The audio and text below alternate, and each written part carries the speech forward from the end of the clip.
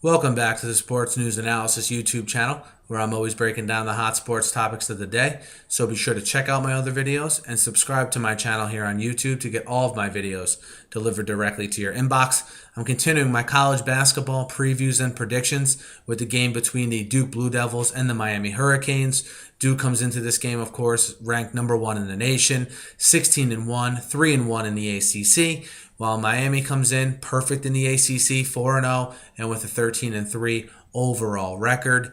These two teams have been marred by two pretty significant injuries. First for Miami, Reggie Johnson missing the last 8 games for the Hurricanes. In his absence, though, the other veterans for Miami have really stepped up in his place. If you haven't watched Miami play yet this year, they start 4 seniors. They're a very, they're a veteran-laden ball club. That's their calling card is tough defense near the rim, most notably. You'll see how they play good team defense, which is usually a hallmark of an experienced team. They play good team defense. Again, they have a lot of experienced guys. They protect the rim well. They're undefeated at home, which is of note since this game is down in Miami. Duke, on the other hand, Duke is obviously playing without Ryan Kelly. Ryan Kelly is the traditional stretch 4. Okay, and that's where he causes most matchup problems for opponents. In his absence, Hairston and Jefferson, while they filled in admirably, they are not stretch 4s, and they are not the player that Ryan Kelly is. So what that has led to is Duke has not been as potent scoring as far as points goes, and it's allowed defenses to really key in on Seth Curry and Plumlee since Kelly has been out. So I think long-term for Duke, the absence of Kelly will actually be good for them because it'll give them some added depth. Some guys are getting minutes now that they probably wouldn't have gotten if Kelly was healthy. So I think long-term, it'll be good for Duke because how many times in recent years have we looked at the Duke team and said, man, if they had 1 or 2 players to add some depth, it would really serve them well come tournament time.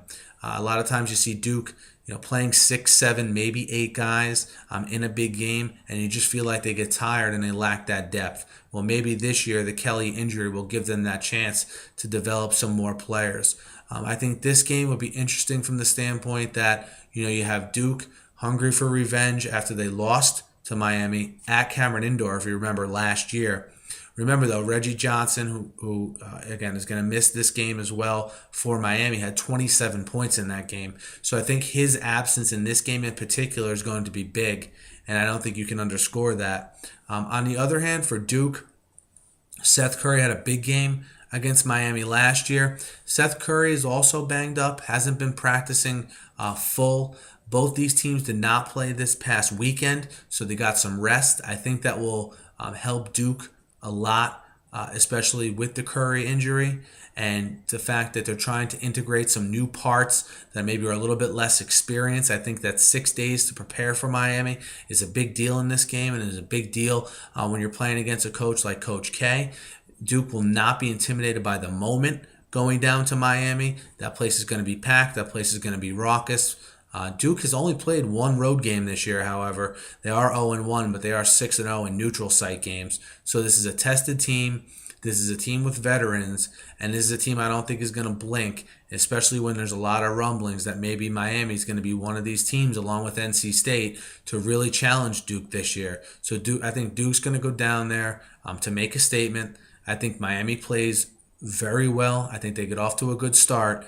I think if Duke can protect against that initial surge that Miami will have, I think in the end, Duke pulls this one out. And you're getting Duke as an underdog, the number 1 team as an underdog on the road against, again, a team that's undefeated in the conference, a team that beat them last year, and you have the Kelly injury to throw into that. But I still like Duke +2 on the road in Miami to beat the Hurricanes. I like for it to be a close game, a game that Duke wins by, let's say, 5 to 7 points late. But look for Duke to win. Look for the 6 days rest again for Duke to be a big deal. Getting those young guys up to speed, those less experienced guys up to speed, and getting Curry just a little bit more healthy. Be sure to check out my other previews here, guys. Subscribe to my page to get all of my videos delivered directly to you. And as always, guys, thank you very much for listening, and have a good night.